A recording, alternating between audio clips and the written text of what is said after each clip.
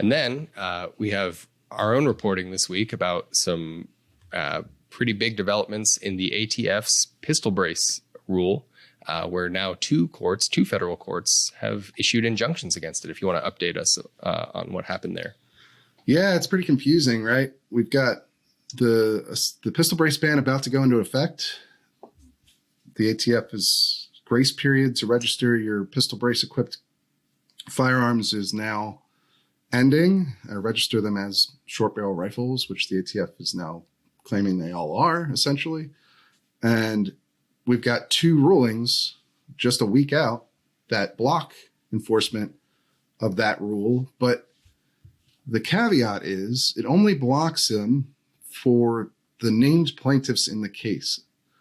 And the further caveat to that is we don't have a good understanding of exactly what even that means, because these cases, there's two cases, separate federal judges. One is a 3-judge panel on the Fifth Circuit Appeals Court. Another one is a district judge, but they issued very brief rulings putting these injunctions in place for the named plaintiffs. And the thing is that in these cases, there are two gun rights groups that are named plaintiffs, the Firearms Policy Coalition and then the Second Amendment Foundation.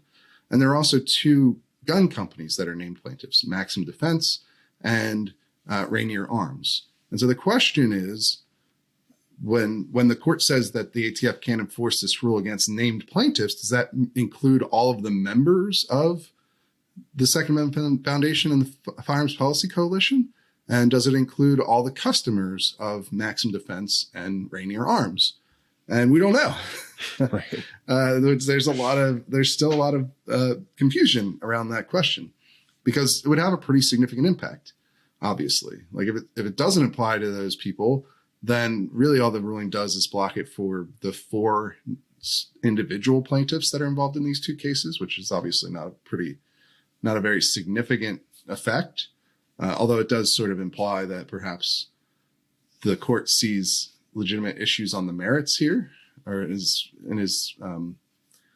pretty concerned about the severity of the potential deprivation of rights involved in this case. That's why you'd issue an injunction like this in the first place. It would be pretty odd to come to that conclusion and then issue your narrowest possible injunction. But right.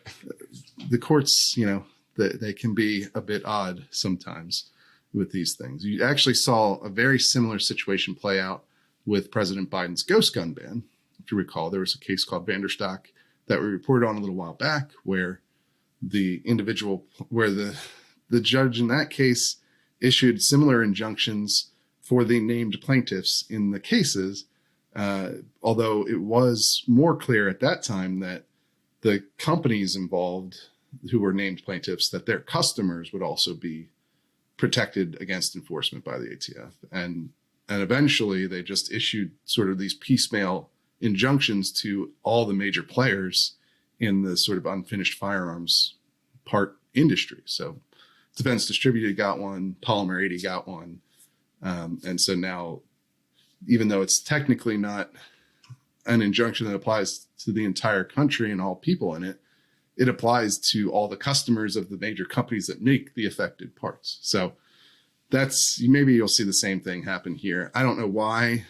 I'm not a lawyer or a legal expert in this granular of a sense. I don't know why courts decide to do things this way instead of just issuing a more straightforward injunction, but it is what it is. We'll keep people up to date. We're filming this on Friday. So right now, the latest is that the FPC has filed a clarification request from the court to try and get them to answer these questions of exactly how far these injunctions extend. But we haven't heard anything yet. As soon as we do hear something, we'll obviously write it up for the freebie or for the reload where I currently work, not for my former employer. But so people should stay tuned for that.